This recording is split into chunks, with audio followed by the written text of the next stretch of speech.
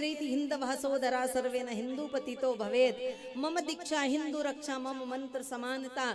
हिंदू समाज में जिसने जन्म लिया है वो कोई भी पतित नहीं है। हम सबके पिता एक हैं। हाँ, चार वर्ण की बात अवश्य आती है।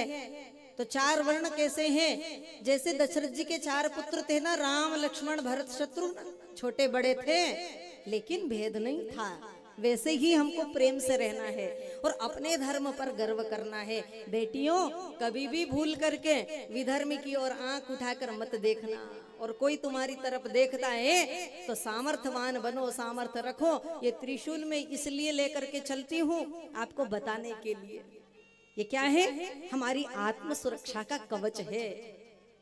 हमें शस्त्र लेकर के घूमना, लोग कहते शस्त्र लेकर क्यों घूमते हैं? हाँ, चार चीजों को बचाने के लिए शस्त्र साथ में चाहिए। वो हमारे साथ भी हो सकती है आत्म सुरक्षा। अगर आपके ऊपर कोई आघात करेगा तो आप क्या करोगे? आपको उसे मारना ही पड़ेगा ना। इसलिए शस्त्र की आवश्यकता है।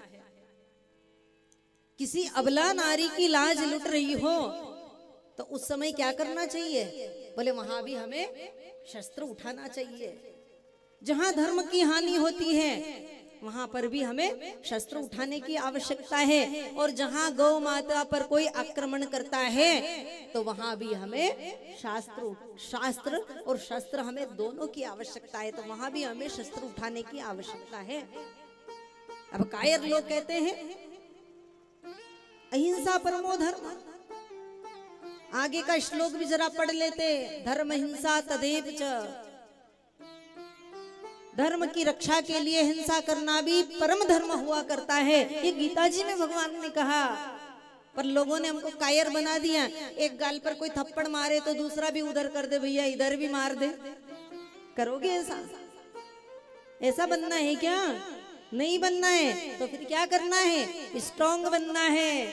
हाँ, और स्वयं को सुरक्षित रखने के लिए, धर्म को सुरक्षित रखने के लिए आपके आसपास में अगर आपकी बहन अगर आपके साथ जा रही है, उस पर भी कोई अत्याचार आक्रमण करता है तो आप सामर्थ्यवान बनो और चार चार के साथ में आप अकेली लड़ सको।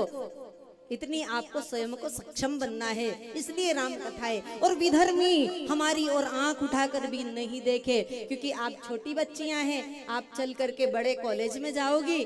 कॉलेज में कई प्रकार की व्यवस्थाएं होती हैं, कई प्रकार के भटकाने के रास्ते आते हैं।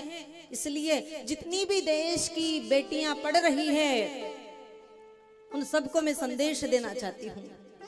जितनी बेटियां स्कूलों में पढ़ती हैं, जितनी बेटियां ऑफिस में काम करने के लिए जाती है, जितनी बहनें अपने स्वयं के लिए घर को चलाने के लिए काम करती है, उन सब के लिए मैं एक बात बताना चाहती हूँ कि स्वयं अपनी रक्षा के लिए आप शस्त्र धारण करिए।